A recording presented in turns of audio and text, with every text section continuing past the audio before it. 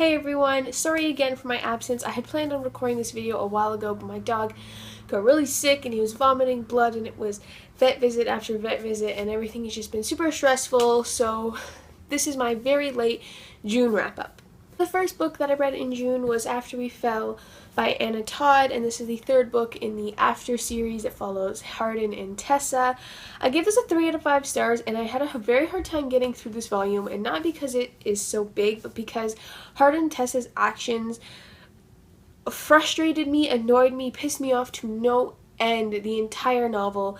And usually what I base my ratings on are things like writing style, character development, pacing, just the overall feel of the novel. And the overall feel of the novel was similar to the previous two, but Tessa and Hardin's actions and just the way they were the entire book really brought the rating down. And I just couldn't understand how two people who are relatively smart, could be so stupid throughout the entire book. So I will continue and finish with the last book, but I'm not in a hurry. The second book that I read was End of Days by Susan E. This is the third and final book in the Penguin and the End of Days trilogy. I gave this a 5 out of 5 stars, of course. I mean, who wouldn't? If you've read this trilogy, you know how amazing it is and how fantastic. So I cannot wait for Susan E. to write the companion novels, just so I can be back into this world with these fantastic characters. The next 3 books that I read are part of a trilogy, and that is the Oryx and Crake trilogy by Margaret Atwood. I'm not really sure what the name of the trilogy is, but it begins with Oryx and Crake, and this was a reread for me, and I gave this a 5 out of 5 stars. It is absolutely amazing. It follows a post-apocalyptic world where our main character, Snowman, is sort of just surviving with these things called the Crakers, and this book kind of takes place in the past and the present, and it sort of builds on it until you understand at the end what happened.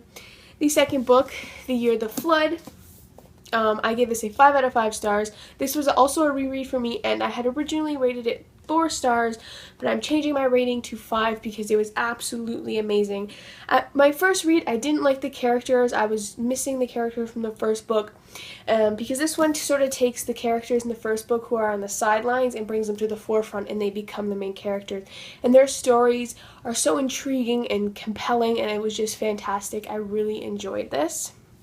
And the third and final book, Mad Adam, I ended up giving a 3.5 stars out of 5. And the reason I gave it such a low rating compared to the first two is that this book focused a lot on a single character that is present in the second book, and I didn't like that. I didn't like his character. I was too invested and too interested in the characters from the second book that were bleeding in here, and they were sort of on the sidelines, and about 3/4 of the book followed a character that I just didn't care about his backstory, didn't really offer anything to the story. It just developed him as a character, and to be honest, I didn't really care.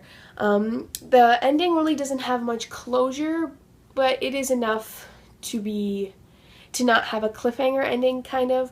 I just kind of wish there was more of the last quarter of the book, because the last quarter of the book was like 5 out of 5 stars, but the whole rest of the book I really didn't enjoy. Next up, I read volumes 3, 4, 5, and 6 of Lock and Key by Joe Hill and something Rodriguez, and I'm just blanking on it, but I gave them all 5 out of 5 stars. Absolutely amazing. This comic series is breathtaking, mind-blowingly amazing. If you haven't read it and are looking to sort of jump into the comic book world, I would definitely recommend starting here.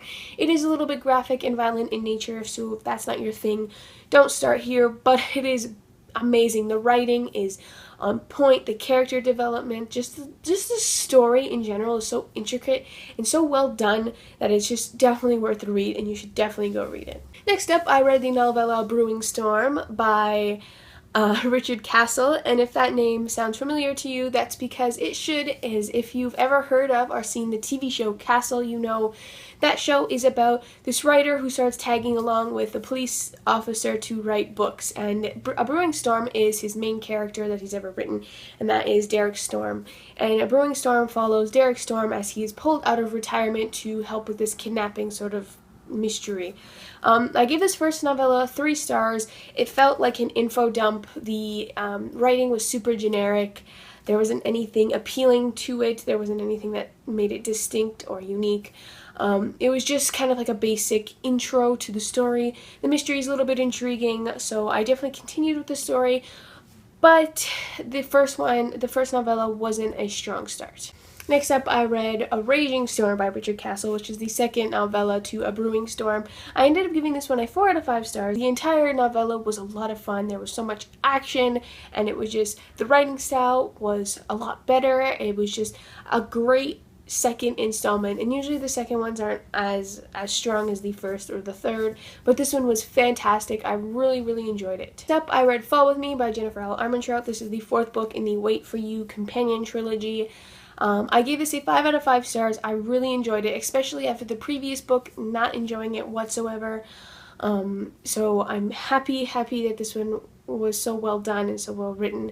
The main characters were lovable and fun and interesting, so I'm so happy that this book really picked up the series for me, because if this one wasn't as good as the previous ones, I wasn't going to continue with it, but I'm so happy that it was. The book follows Reese and Roxy is the bartender at Mona's, and she is just this perky, fun little short girl, and she's just a lot of fun to read about. Reese is obviously the swoon-worthy, sexy guy, and he is also a police officer. They have sort of a rocky start at their friendship and relationship, but it all evens out, of course. But it's really great. They have a really great chemistry together, and just reading the book was a pleasure. Last book that I read of the month was The Wrath and the Dawn by Renee Adier. I have to figure out how to pronounce her last name, so I'm sorry. I ended up giving this a 4 out of 5 stars, and it was amazing. I'm just going to gush about this book for a few minutes first, and then explain why I gave it a 4 instead of a 5. The writing style in this book is second to none. There are a million quotes in this book that I would love to point out, because they are so lyrical and poetic, and that's what I would use to describe this book: lyrical and poetic. The story, the characters, the writing style, everything just reads perfectly. There isn't a misstep in writing. There isn't an awkward scene. There isn't awkward dialogue. Everything in this book is perfection. Now, what I didn't like about this book, and ended up losing 1 star, was that it felt like insta-love to me, and I don't know why. I feel like I'm the only person who felt like this was insta-love, but that's what it felt like. And I really do not like when books feel like insta-love, because it just ruins it for me.